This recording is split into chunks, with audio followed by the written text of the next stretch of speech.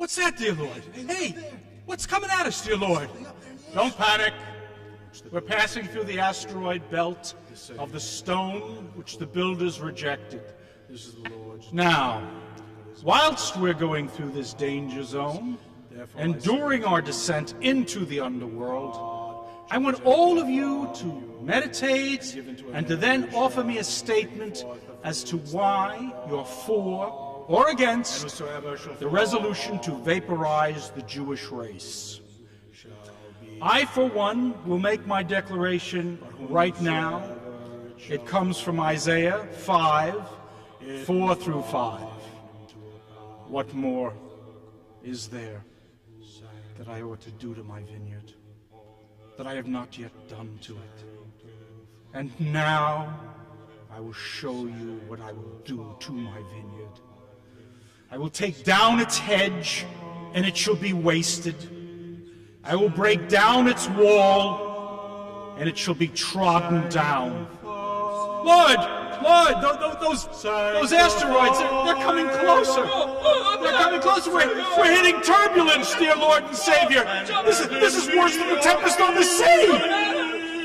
And let him be your dread, and he shall be for a sanctuary, but for a stone of stumbling, but for a stone of stumbling, and for a rock of offense to both the houses of Israel, for a Jew and a snare to the inhabitants of Jerusalem,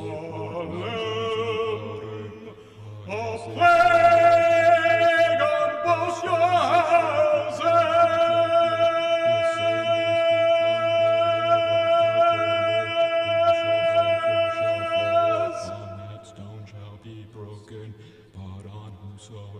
It shall fall, it will grind into powder. What is this that is written? The stone which the builders rejected, the same is become the head of the corner. Whosoever shall fall upon that stone shall be broken, but on whosoever it shall fall, it will grind into powder. What's the matter with you, Peter? Why are you looking at me with that irrelevant expression? It's the keys, dear Lord, the keys you gave me, the keys to heaven and hell. The devil is taking them from me, dear Lord. I have become irrelevant to the Jews. Well, that's why you denied me 3 times. Don't you get it, Peter? The Jews denied the Father, they denied you, and by denying the Father, they deny me. They didn't want to accept the fact that the Father was hung upside down. How did it feel, Peter, when you were hung upside down? I choked on my own vomit like a dog. I ate it. It was terrible, dear Lord. So then the devil with the Jews. You're supposed to feed my sheep, my lambs, Peter. You're supposed to feed them, Peter, by telling them the truth. If they denied you, then you must go my way and my way only. Do you have a statement, Peter, for the genocide of these Jews? Lord, have you no pity?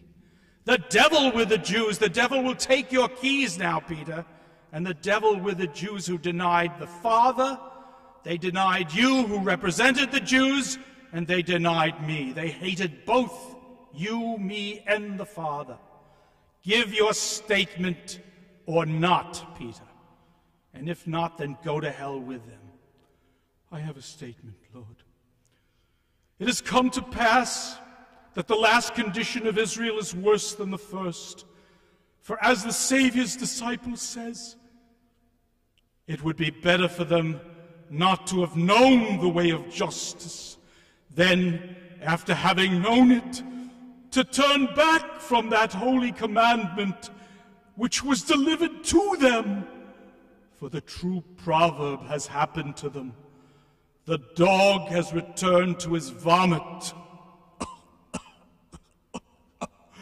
and the sow that has washed has returned to her wallowing in the mire. Proverbs 26:11. And from what they afterwards dared to do, it is plain to see that the Jews have swallowed their vomit and turned again to wallow in their ancient mire and relapsed into the errors of Egypt, for the evil spirit has again entered into them, and their last state has become worse than their first. I choose the Jews, God said. They were the chosen people. They were chosen not to kill. The Jews were chosen not to commit murder. They chose to make themselves the gods of gold. Look what they did to me, for Christ's sakes. Oh, Peter, Peter, pumpkin eater. And you tell me to take pity on them, for Christ's sakes? I say let their eyes be dim so they cannot see. And I say let them walk bent back forever with a heavy load. They were chosen not to commit adultery. The Jews were to grow into adult trees in the garden, so all else will follow them as an example. They're a bad example, says my mother. Oh, Mary, Mary is quite contrary. Here, Father, here's some water. You must be thirsty. And her son will purge this garden of knowledge, wherein the Jews either hate the fruit of the tree or hate the tree which bore the fruit.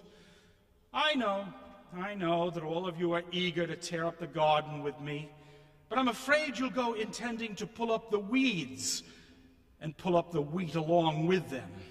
For in the day of the harvest, the weeds will be plainly visible, and they will be pulled up and burned. Blessed is the man who has suffered and found life. See how Johnny has taken over the position of the lunatic child? Johnny Cassius likes to intercede for others on his climb to the top, doesn't he? Yes, Master. I'd put him into a Johnny Cassius coma. And have you noticed that the only ones amongst us who are not saints are Judas and myself? Men think perhaps that it's peace which I have come to cast upon the world. They do not know that it is dissension which I have come to cast upon the earth.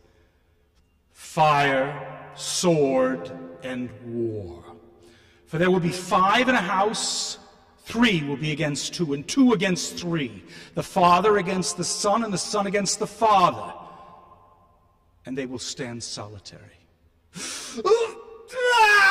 To Brutus / Judas / Judah. So falls Caesar, Jesus, Joseph. Oh, you dismal spirits, you don't get it. I'm the resurrection and the life. Nothing that you do has not gone unobserved. You've been on candid camera since the moment of your inception, and before. Before I was J.C. Jesus Christ, I was J.C. Julius Caesar. And I know which ones of you have made a Caesar salad out of me. Yes, and even down to the feeling that sparked the dagger's plunge. Johnny Cassius twisted the dagger once it was in to tear up my bowels. But Judas Brutus was the unkindest cut of all.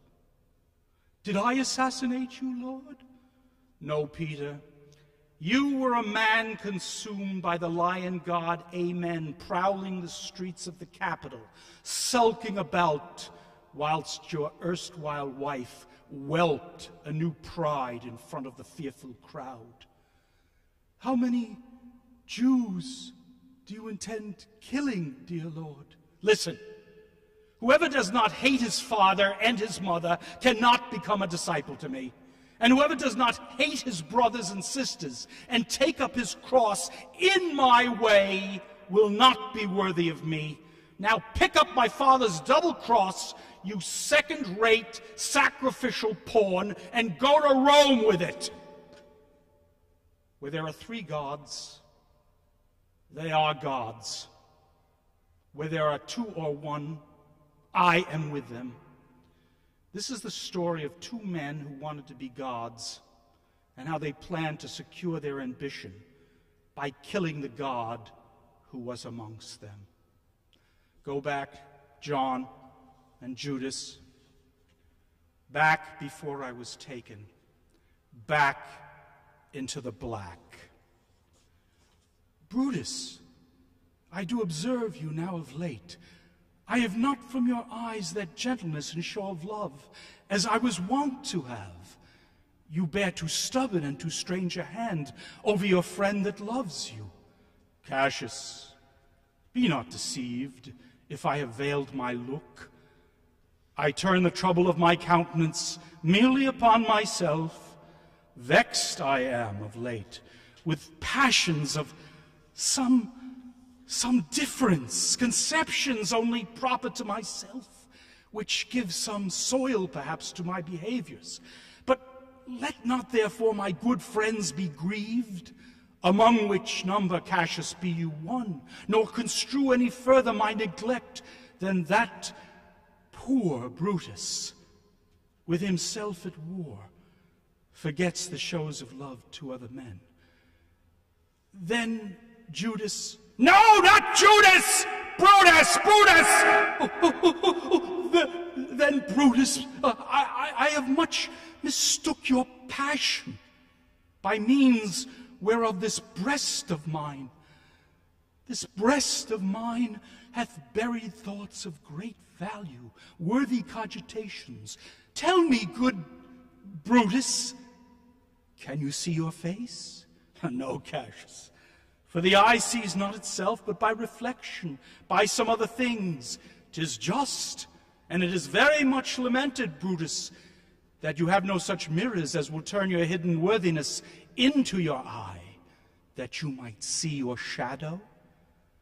I have heard where many of the best respect in Israel, Rome, not Israel, Rome, where many of the best respect in Rome, except immortal Christ. Immortal Caesar!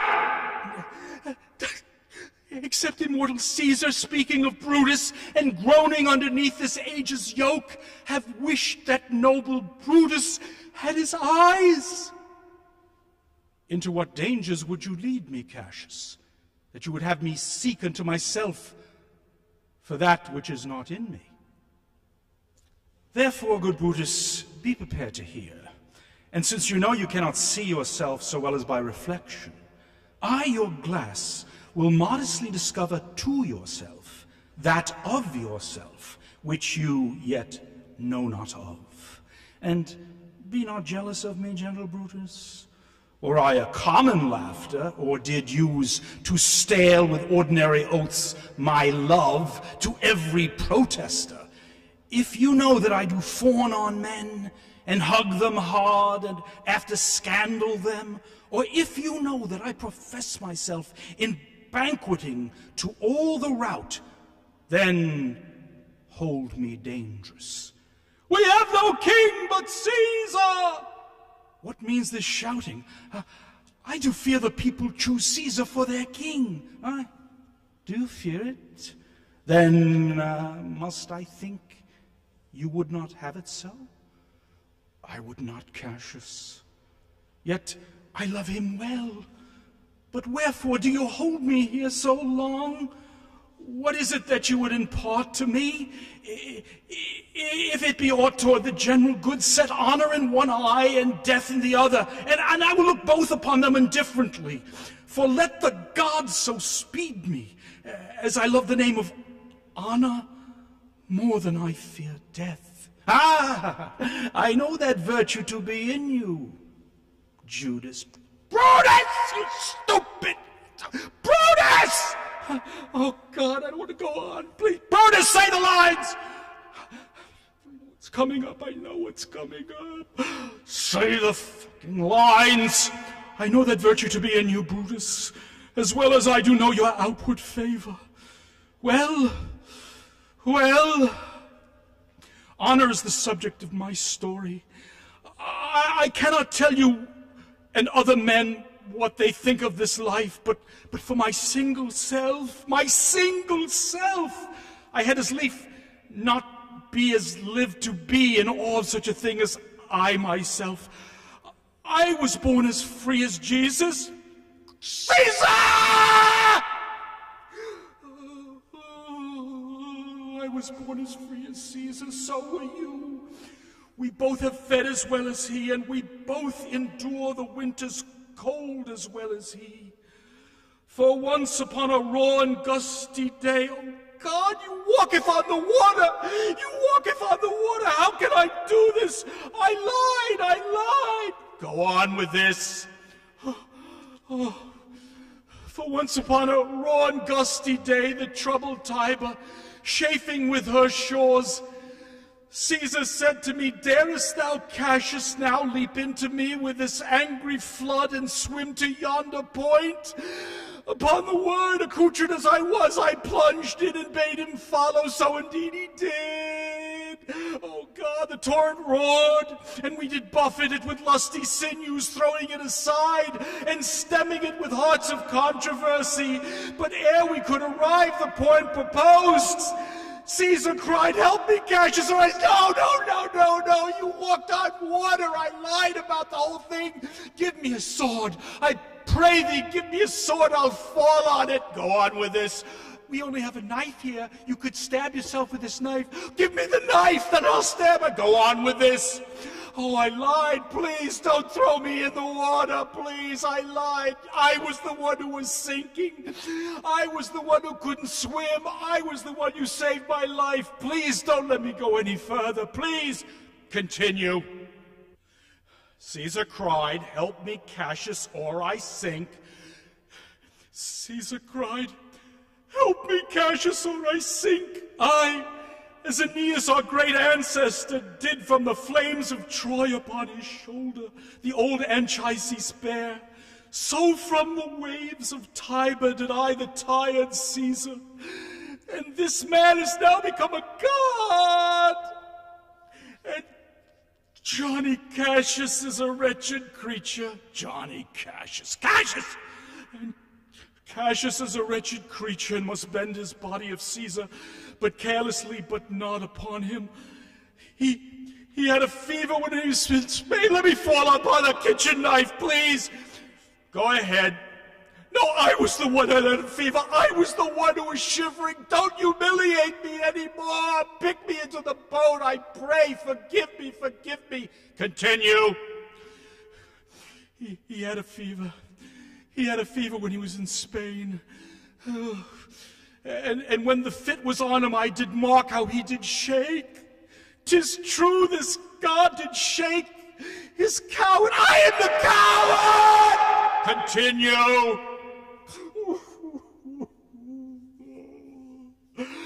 His coward lips did from their color fly, and that same eye, whose bend doth o'er the world, did lose his luster. I did hear him groan, that tongue of his that bade the Romans mark him, and write his speeches in their books. Alas, it cried, give me some drink. Titinius is a sick girl. I was the sick girl. I was the one who wore women's clothes. Forgive me. Take me into the boat, please. Take me into the boat. Continue. Ye gods, it doth amaze me a man of such feeble temper should so get the start of a majestic world and bear the palm alone. We have no king but Caesar. I do believe that these applauses are for some new honors that are heaped on Caesar. Why, man, he doth bestride the narrow world like a colossus, and we petty men walk under his huge legs and peep about to find ourselves dishonorable graves. Men at some time are masters of their fates. The fault, dear Brutus, is not in our stars, but in ourselves, that we are underlings. Brutus and Caesar. Brutus and Caesar, what should be in that Caesar? Why should that name be sounded more than yours? Jesus and Judas, write them together! Shut the fuck up and say the right words! Write them together. Brutus and Caesar. Yours is as fair a name. Sound them, it doth become the mouth as well. Weigh them, it is as heavy. Conjure with them, Brutus and Caesar. Jesus and Judas. Ah! Jesus and Judas, Jesus and Judas. I can't go on. Give me the knife. Give me the knife. Continue. Brutus will start a spirit as soon as Caesar. Now in the name of all the gods at once, upon what meat of this our Caesar feed, that he has grown so great? Age, thou art shamed. Rome, thou hast lost the breed of noble bloods. When went there by an age since the great flood, but it was famed with more than one man? When could they say till now that talked of Rome, that her wide walks encompassed but one man? Now is it Rome indeed, and room enough, when there is in it but only one man? Oh, you and I have heard our fathers say that there was a Brutus that would have brooked the eternal devil to keep his state in Rome as easily as a king. That you do love me, I am nothing jealous. What you would work me to, I have some aim. How I have thought of this and of these times, I shall recount hereafter. For this present I would not, so with love I might entreat you. Be any further moved, what you have said I will consider. What you have to say I will with patience hear, and find a time both meet to hear and answer such high things. Till then, my noble friend, chew upon this. Till then, my noble friend, chew upon this. My noble friend, chew upon this. Chew upon this.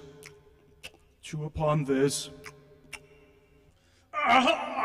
Apart from the two backstabbing bagmen for the Jews, Brutus and John, Oh, give me some drink, Titinius, like a sick girl. who else betrayed me? Who amongst you wishes to confess? I denied you 3 times, master. Ah, that's a good boy. Yes, I too denied the laurel 3 times when I was Caesar, but I'm looking for premeditated treachery.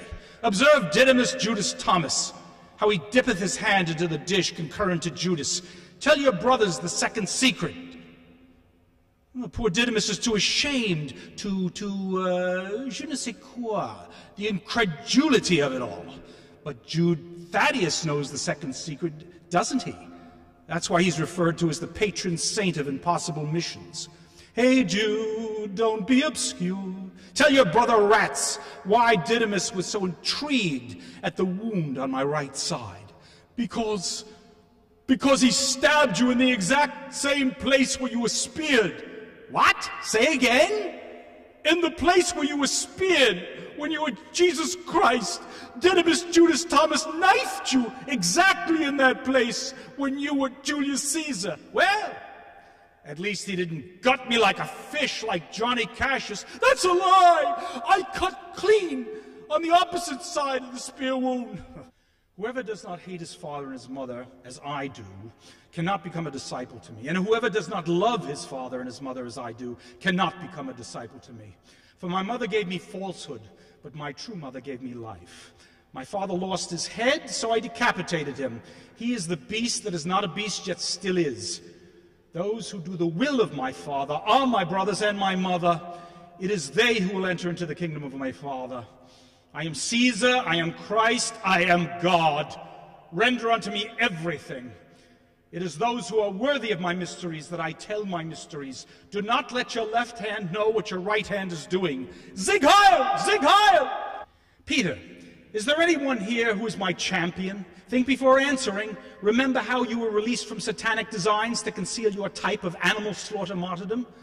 You were swiftly taken out of Israel to Rome, where you posed as a little dictator, only to be taken to prison, to be crucified in Nero's garden like a strange tree, in order to fulfill heaven's designs. Think carefully before answering, and don't let John intimidate you. Is there anyone here who turned the mob around for me? Who is my Mark Anthony, my champion? I'll give you a treat. You can be Mussolini when John is Adolf if you get it right. Antony, Caesar, let me have men around me who are fat, sleek-headed men such as sleep at nights. Yon Cassius has a lean and hungry look. He thinks too much, and such men are dangerous. Fear him not. He's not dangerous. He's a noble Roman and well-given. Would he were fatter. He's far too attractive, yet I fear him not. Yet if my name were liable to fear, I don't know the man I should avoid so soon as that spare Cassius. He reads much, he's a great observer, and looks quite through the deeds of men. He loves no plays, as thou dost, Anthony. He hears no music, seldom he smiles, and smiles in such a sort as if he mocked himself and scorned his spirit, that could be moved to smile at anything. Such men are never at ease whilst they behold a greater than themselves, and therefore they are very dangerous. I rather tell thee what is to be feared than what I fear, for always I am Caesar. Come on my right hand, for this ear is deaf, and tell me truly what thou thinkest of him. Truly, just between you and me, he steals identities. He covets saints, gods, whatever he can seep his brains into. I've had visions spoken of in Joel. I've seen the Judahite Daniel John with your mother, yes, even your mother, switching the old man's upside-down animal sacrifice martyrdom for a right-side-up thief called Dismas. The Jews had more than enough time to protest. On that account, I'm seduced as well. They've stripped your Hebrew, Greek, and Roman superscription to a Latinized license plate. He's a devil and seducer, and my mother gave me falsehood. Heaven's vengeance upon the Jews and their creator has permitted Daniel John to point the accusing finger at your old man's pitfalls. So he superimposes himself as Johnny Daniel Dis, the creator of a master race. I picture this Antichrist cutting off his curly orange locks, dyeing his hair black with mustache. It's my good friend St. Paul! I see myself burning books again as I did at Ephesus. Talmuds and Torahs. Torahs! A2, Antony, so falls Rome.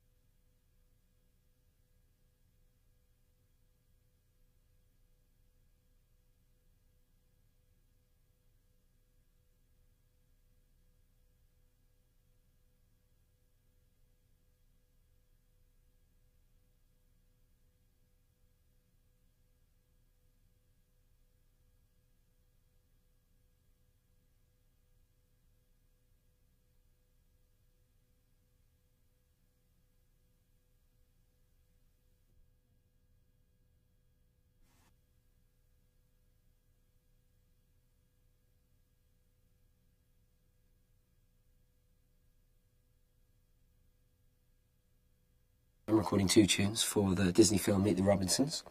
The first tune is a song that Rufus Wainwright wrote. It's been